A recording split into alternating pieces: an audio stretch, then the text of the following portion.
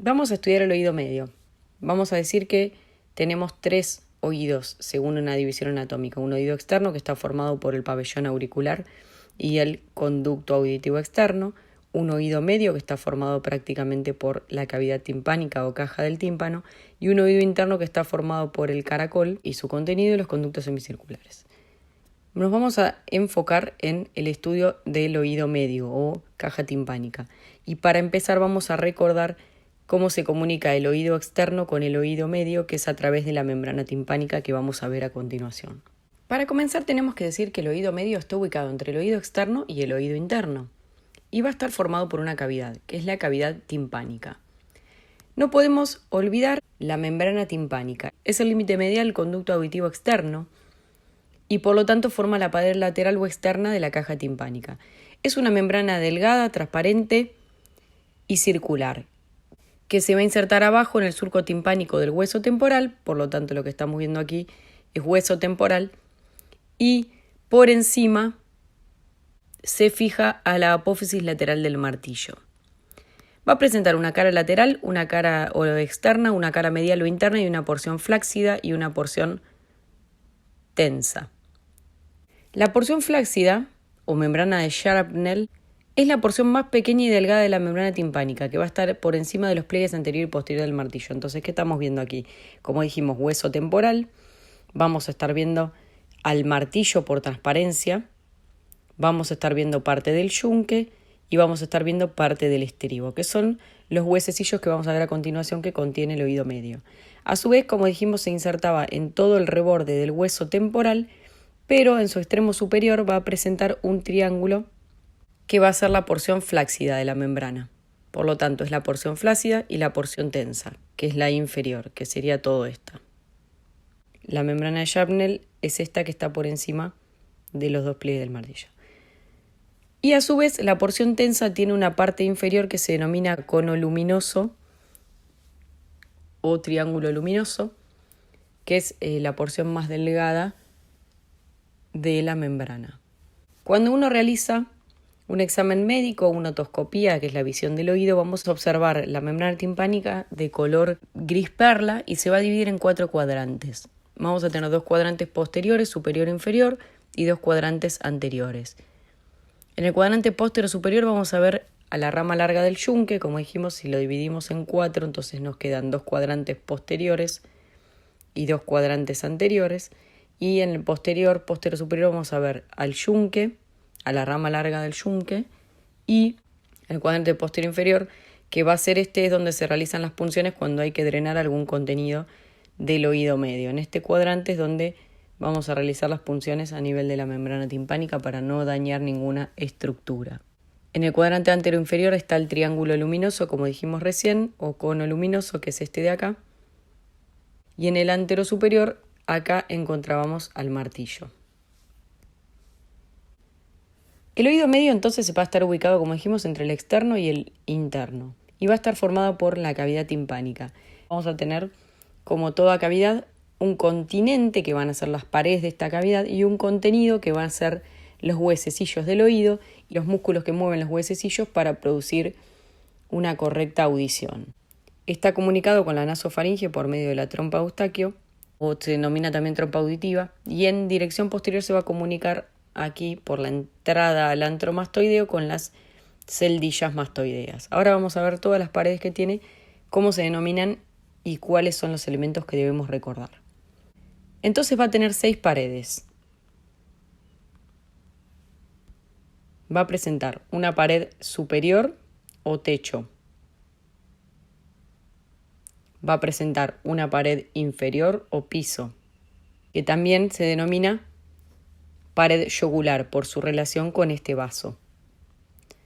Va a tener una pared posterior o pared mastoidea, porque es donde está la entrada al antro mastoideo, como les dije recién.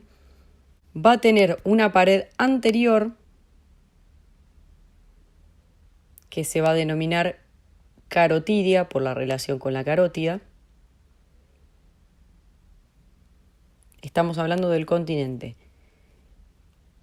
Una pared interna o laberíntica, una pared interna o laberíntica, y la pared externa que la tuvimos que retirar para poder ver el continente y el contenido, que va a ser la que describimos anteriormente como pared membranosa, que es la lateral, que es la que está ocupada por la membrana timpánica.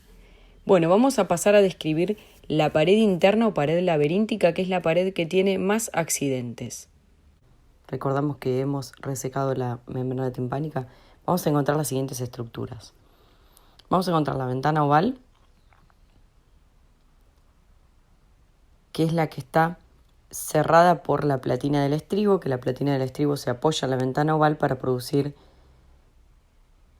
la transmisión del sonido de manera mecánica por los huesecillos a transmitirlo adentro del oído interno por medio de la endolinfa. Empuja a modo de pistón como una jeringa el líquido dentro del oído interno. Ese líquido va por el oído interno y vuelve y rebota contra el oído medio por medio de la ventana redonda que está por debajo. La ventana redonda está cerrada por la membrana timpánica secundaria. Entonces, por debajo de la ventana oval está la ventana redonda. Por delante de la ventana redonda y hacia inferior vamos a encontrar el promontorio. El promontorio es la protrusión, la impronta que deja la espira basal de la cóclea del caracol sobre el oído medio. Por encima y hacia anterior del promontorio encontramos una estructura que se denomina pico de flauta o pico de cuchara, que es la impronta que deja el músculo tensor del tímpano o músculo del martillo, que va a terminar saliendo por la pared anterior. Hacia posterior y superior vamos a encontrar dos estructuras importantes. Una es el acueducto de Falopio, o la segunda parte del acueducto de Falopio, la porción laberíntica, como ya estudiamos, que es la impronta que deja el nervio facial. Y por encima de la impronta del facial hay otra estructura, que es la prominencia del conducto semicircular externo del oído interno. Bien, conducto semicircular externo que pertenece a los conductos semicirculares que forman parte del oído interno. Esto respecto a la pared interna. Vamos a ver ahora el techo o tegmen tympani. La pared superior o techo está relacionada con el peñasco, o sea, forma parte del hueso temporal y se denomina techo del tímpano, por eso es tegmen tympani. Si uno mira el temporal desde endocráneo, van a ver y está reflejado dónde estaría el oído medio a nivel de, porque sabemos que el oído está alojado dentro del hueso temporal, en la porción del peñasco. Entonces, superior o tegmen tympani. Hacia posterior ya vimos que teníamos la entrada al antro mastoideo, aditus ad antrum, que es la entrada a las celdillas mastoideas, y hay dos estructuras más. Una que está hacia inferior, que es la pirámide para el músculo del estribo o músculo de estapedio, y hacia inferior, aquí está dibujado un poco superior, está la entrada de la cuerda del tímpano, que es este orificio. Tendría que estar un poquito más hacia abajo. La entrada y la salida va a estar en la pared anterior. Entonces, la pared posterior se denomina también mastoidea. A la pared inferior o piso lo vamos a denominar yugular porque está la vena yugular interna, se relaciona íntimamente. Y nos quedaría estudiar la pared anterior, que la vamos a denominar carotídea porque se va a relacionar con la carótida interna. Y vamos a encontrar las siguientes estructuras entonces. Tenemos el orificio de salida de la cuerda del tímpano, como les mencioné recién, el orificio de salida del músculo del martillo y otra estructura que es la trompa de Eustaquio o trompa auditiva, que va a estar comunicando el oído medio con la rinofaringe. Esto es muy importante. Cuando, por ejemplo, ustedes se suben a un avión o ascienden una montaña y se les tapan los oídos, ¿qué hacemos nosotros? Tragamos saliva o masticamos un chicle. ¿Por qué? Porque eso hace que los músculos del velo del paladar que están comunicados con los músculos que están rodeando la trompa Eustaquio, o sea, los periestafilinos, interno, externo, hacen que la trompa Eustaquio se dilate a nivel de la rinofaringe. Como la trompa Eustaquio se dilata, permite que ingrese aire. Al ingresar aire se equipara la presión que hay en el exterior con la que tenemos dentro del oído. Por lo tanto, el oído, sentimos esa sensación de que el oído se destapa. Entonces, es muy importante la comunicación de la trompa Eustaquio con el oído medio porque permite equiparar la presión externa con la presión dentro de nuestro oído. Dentro de la caja del tímpano tenemos el contenido. Está formado por los huesecillos, que son 3, por los ligamentos y músculos que los unen. Vamos a tener de exterior a interior el martillo, el yunque y el estribo. El martillo, como todo martillo, va a tener un cuerpo o mango, va a tener un cuello, este es el mango del martillo, va a tener un cuello, va a tener una cabeza y va a tener 2 apófisis, una externa y otra anterior. El cuerpo del martillo articula con la membrana timpánica, sabemos que está adherido a la misma. Y la cabeza del martillo, como estamos viendo, se va a estar articulando con el yunque. Las articulaciones entre el martillo, el yunque y el estribo son de tipo sindesmosis y el género entre la del martillo y el yunque va a ser de tipo celar o encaje recíproco. Qué lejos quedó toda la clasificación de articulaciones a esta altura, pero tenemos que acordarnos de esto. Entonces, ¿quién articula con quién? Martillo con el yunque por medio de una celar o encaje recíproco. Cabeza del martillo con cuerpo del yunque. Y ahora vamos a ver cómo se forma la articulación entre el yunque y el estribo. Esta se denomina incudo maleolar. El yunque tiene un cuerpo y tiene una rama corta y una rama larga. Si recuerdan lo que es un yunque, acá les dejo una imagen para que vean. Entonces, cuerpo, una rama corta y una rama larga. La rama larga tiene un extremo, aquí arriba, que se denomina apófisis lenticular del yunque. Esta apófisis lenticular va a estar articulando con el estribo. La articulación se va a denominar incudoestapedia, porque al estribo se lo denomina estapedio también.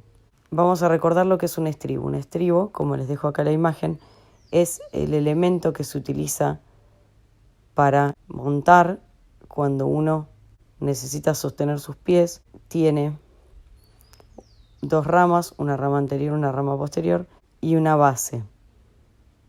La base es lo que se denomina la platina del estribo. Y estas son las 2 ramas y esta es la cabeza. Entonces va a estar articulando este sector del estribo que tiene forma esferoidea con la cavidad que le ofrece la porción lenticular del yunque. Entonces va a formar una articulación, también una sindesmosis de tipo esferoidea. O sea, es móvil y es esferoidea o en artrosis. Por supuesto que los ligamentos y los medios de unión en estas articulaciones son muy pequeños y no reviste de ningún sentido que recordemos cuántos ligamentos tienen, pero saber qué tipo y género de articulación es cada una. La platina del estribo, la base del estribo, va a estar articulando con la ventana oval, como ya estudiamos, y la ventana oval, esta articulación se va a denominar incudo timpánica. Y así es como se manifiesta el sonido por medio de esta cadena mecánica de elementos, ya que el sonido golpea la membrana del tímpano por medio del martillo se transmite al yunque, por medio del yunque al estribo y por medio del estribo en la ventana oval se ejerce presión donde es estimulada la endolinfa para moverse por dentro del caracol para despolarizar las células de los receptores de la vía auditiva. Así se produce el sonido. Tenemos que acordarnos también que dentro de la caja del tímpano teníamos dos músculos importantes, el músculo del martillo y el músculo del estribo, o el músculo estapedio y el músculo del martillo, que el músculo del martillo va a estar uniendo el martillo a la caja timpánica para producir la tensión de la membrana timpánica, y el músculo del estribo recordábamos que venía desde la pared posterior en lo que denominábamos pirámide, que estaba la estructura cerca de la entrada al antro, y ahí va a estar uniéndose el músculo del estribo para producir también parte de la tensión de la cadena osicular. Músculo del estribo o del estapedio. El músculo del martillo está inervado por el maxilar, por el nervio mandibular, por eso es M y M, y el músculo del estribo decíamos que está inervado con F, que está inervado por el facial estribo. Esas serían las mnemotecnias. Y con esto damos terminado el estudio de la caja del tímpano.